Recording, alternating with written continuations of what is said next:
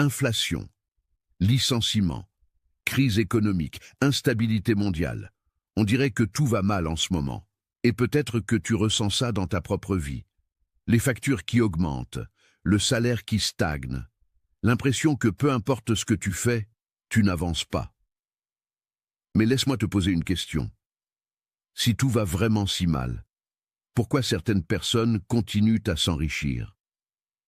Pourquoi pendant chaque crise de l'histoire, pendant que la majorité perdait tout, un petit groupe de personnes construisait des fortunes? Ce groupe, ce sont les Juifs. Pendant la Grande Dépression des années 30, quand des millions de personnes faisaient faillite, certaines familles juives achetaient des propriétés à des prix ridiculement bas. 10 ans plus tard, ces propriétés valaient 10 fois plus. Pendant les persécutions en Europe, quand les Juifs étaient expulsés de pays en perdant tout à chaque fois, ils reconstruisaient leur richesse en quelques années, pas en quelques décennies, en quelques années. Comment est-ce possible? Ce n'est pas de la magie, ce n'est pas de la chance. C'est un système de pensée et d'action que je vais te révéler aujourd'hui. Shalom, je suis le rabbin Joseph. Pendant plus de 20 ans, j'ai étudié les principes qui ont permis à mon peuple de prospérer à travers les pires épreuves de l'histoire. Aujourd'hui, je partage cette sagesse avec toi. Que tu sois en pleine crise financière personnelle ou que tu aies simplement peur de ce qui va arriver, cette vidéo va changer ta façon de voir les périodes difficiles. Parce que, voici la vérité que personne ne te dit, les crises ne détruisent pas la richesse. Elles la transfèrent de ceux qui paniquent vers ceux qui savent quoi faire.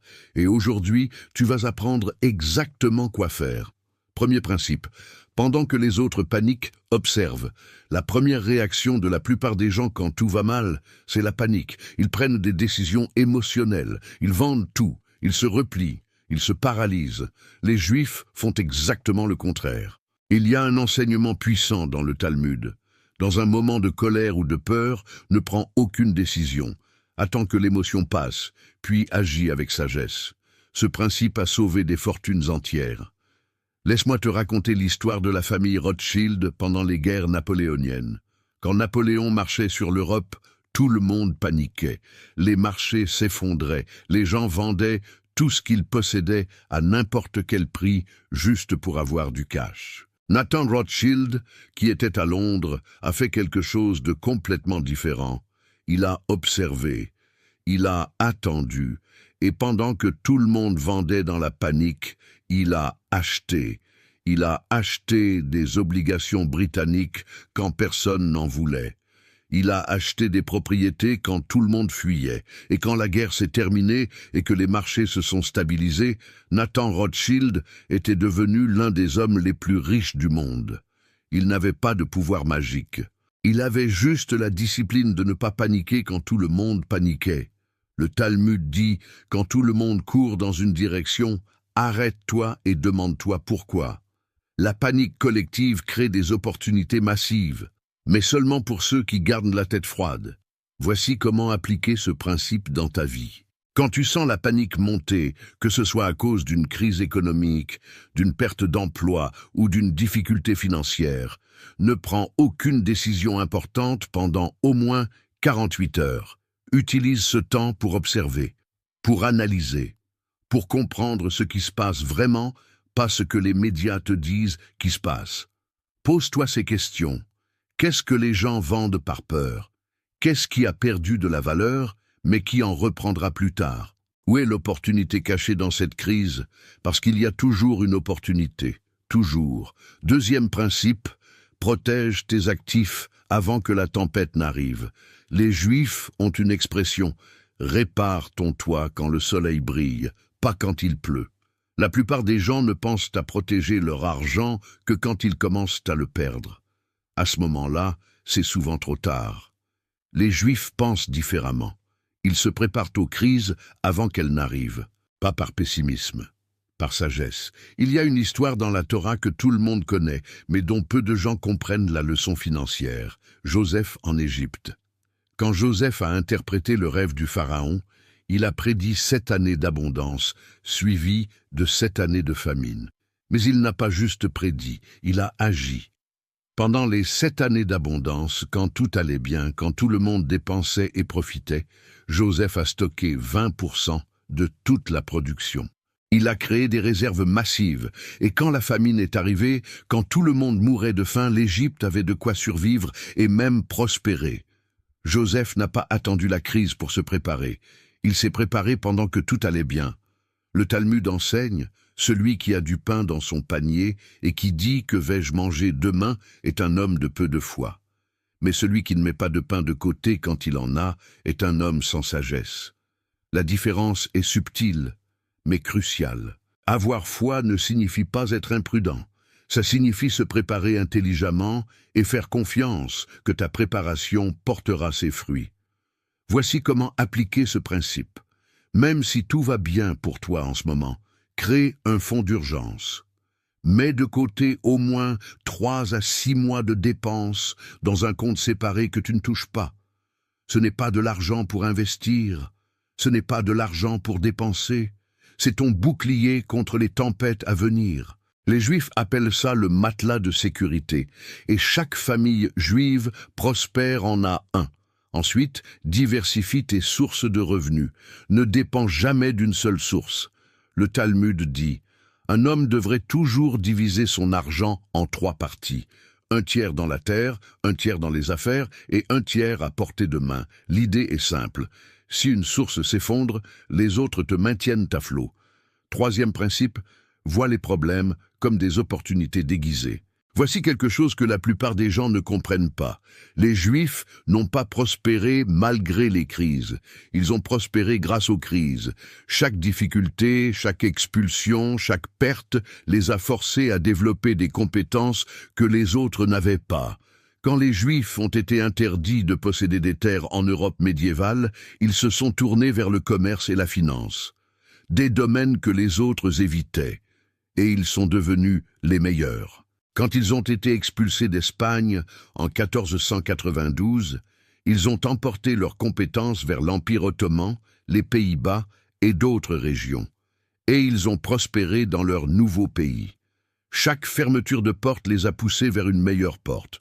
Le Talmud a une expression magnifique, Gam zu letova. Cela aussi est pour le bien. C'est la croyance que même les événements négatifs contiennent des graines de bien, que chaque crise porte en elle une opportunité. Laisse-moi te donner un exemple moderne. En 2008, pendant la crise financière mondiale, des millions de personnes ont perdu leur maison. C'était une tragédie. Mais certains investisseurs, dont beaucoup de familles juives, ont vu une opportunité. Les prix de l'immobilier avaient chuté de 50% ou plus. Ils ont acheté des propriétés que les banques vendaient en urgence. 10 ans plus tard, ces propriétés valaient 3 à 4 fois leur prix d'achat. Ce n'était pas cruel, c'était stratégique. L'argent allait changer de main de toute façon. La seule question était qui allait le récupérer. Voici comment appliquer ce principe dans ta vie. Quand quelque chose de négatif t'arrive, avant de te plaindre, pose-toi cette question. Quelle opportunité est cachée ici? Tu perds ton emploi. C'est peut-être l'occasion de lancer ce projet que tu repoussais depuis des années. Ton industrie s'effondre? C'est peut-être le moment de développer des compétences dans un secteur en croissance. L'économie va mal? C'est peut-être le moment d'acheter ce que les autres vendent par peur. Le Talmud dit, là où il y a un manque, il y a une opportunité. Là où les gens se plaignent, il y a de l'argent à gagner. 4e principe, investis dans ce qu'on ne peut pas te prendre. Voici pourquoi les Juifs ont pu reconstruire leur richesse encore et encore après avoir tout perdu. Ils investissaient massivement dans quelque chose qu'aucune crise ne pouvait leur enlever, le savoir. Quand un Juif était expulsé de son pays, il perdait sa maison, son commerce, ses biens. Mais il gardait ce qu'il savait, ses compétences, son éducation, son réseau de contacts, et avec ça, il pouvait tout reconstruire. C'est pour ça que les familles juives investissent plus dans l'éducation de leurs enfants que dans presque n'importe quoi d'autre. Pas l'éducation pour avoir un diplôme à accrocher au mur, l'éducation pratique, les compétences qui créent de la valeur. Le Talmud dit Si tu as acquis le savoir, que te manque-t-il? Si tu n'as pas le savoir, qu'as-tu vraiment? Pense à ça. Si demain tu perdais tout ton argent, toutes tes possessions, tout ce que tu as, que te resterait-il? Si tu as des compétences que les gens sont prêts à payer, tu peux reconstruire. Si tu as un réseau de personnes qui te font confiance, tu peux reconstruire. Si tu as le savoir pour créer de la valeur, tu peux reconstruire. Mais si tout ce que tu as, c'est de l'argent à la banque, alors tu es vulnérable. Voici comment appliquer ce principe. Investis dans ton cerveau avant d'investir dans ton compte bancaire. Apprends une compétence que les gens paieront cher, peu importe l'état de l'économie.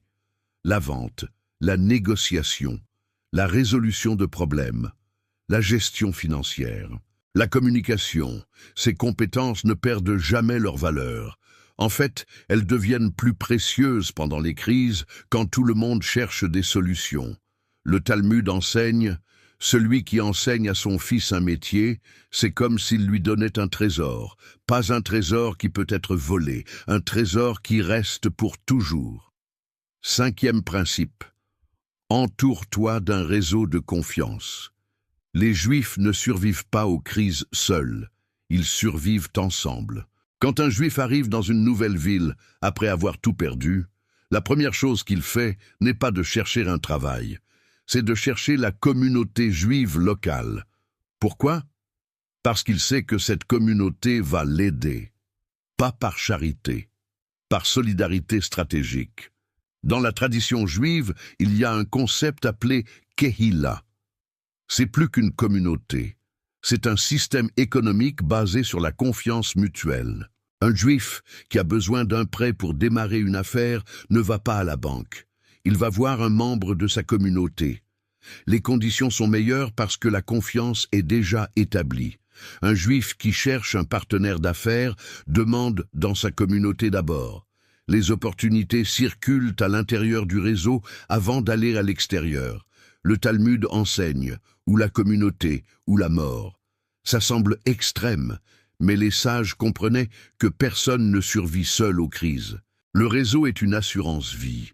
Pendant la Grande Dépression, les communautés juives ont créé des systèmes d'entraide, des prêts sans intérêt, des emplois partagés, des ressources mises en commun. Ensemble, ils ont survécu à ce qui a détruit tant d'autres. Voici comment appliquer ce principe. Construis ton réseau maintenant, avant d'en avoir besoin. Ne sois pas la personne qui ne contacte les autres que quand elle a besoin de quelque chose. Sois la personne qui aide les autres régulièrement, sans rien attendre en retour. Le Talmud dit, celui qui se fait des amis doit lui-même se montrer ami. Chaque semaine, connecte-toi avec au moins une personne de ton réseau. Offre ton aide. Partage une information utile. Crée de la valeur pour eux. Quand la crise arrivera, et elle arrivera toujours à un moment ou un autre, ces personnes seront là pour toi, parce que tu as été là pour elles. 6e principe. Génère du cash, peu importe les circonstances. Pendant les crises, une chose devient plus précieuse que tout le reste. Le cash, l'argent liquide. Les actifs peuvent perdre leur valeur du jour au lendemain. L'immobilier peut s'effondrer. Les actions peuvent chuter, mais celui qui a du cash a du pouvoir. Il peut acheter quand les autres sont forcés de vendre. Il peut saisir les opportunités quand les autres sont paralysés. Il peut survivre pendant que les autres s'endettent. Les Juifs ont toujours compris l'importance du flux de trésorerie, pas juste de la richesse sur papier, du cash qui rentre régulièrement. C'est pour ça qu'ils ont favorisé les commerces qui génèrent du cash quotidien. Les boutiques, les services, les activités où l'argent circule vite. Le Talmud dit « Un petit profit aujourd'hui vaut mieux qu'une grande promesse demain ». Pendant les crises, cette mentalité devient cruciale. Parce que ceux qui attendent les gros gains sont souvent détruits, tandis que ceux qui accumulent les petits gains réguliers survivent et prospèrent. Voici comment appliquer ce principe. Crée une source de revenus supplémentaire qui génère du cash régulièrement. Peu importe si c'est petit au début, demande-toi, quel problème puis-je résoudre pour les gens autour de moi? Quelles compétences puis-je monétiser rapidement? Même pendant les pires crises, Les gens ont des besoins. Ils ont des problèmes à résoudre. Si tu peux résoudre ces problèmes, tu auras toujours du cash qui rentre. Les Juifs qui ont survécu aux pires périodes de l'histoire n'étaient pas ceux qui avaient le plus d'argent au départ. C'étaient ceux qui savaient en générer, peu importe les circonstances. Septième principe, donne même quand tu as peu.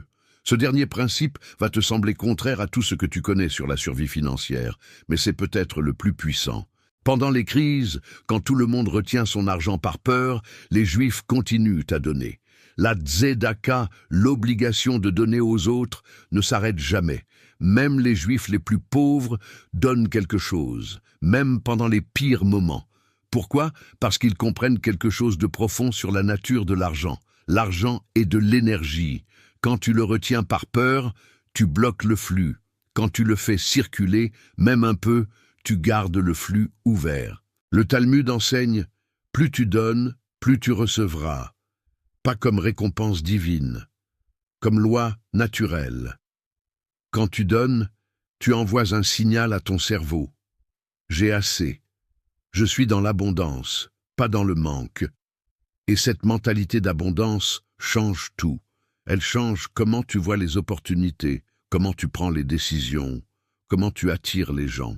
Il y a un verset dans Malachie qui dit « Apportez toutes les dîmes et mettez-moi à l'épreuve, dit l'Éternel des armées, et voyez si je n'ouvre pas pour vous les écluses des cieux. » C'est le seul endroit dans toute la Bible où Dieu dit « Teste-moi, vérifie par toi-même.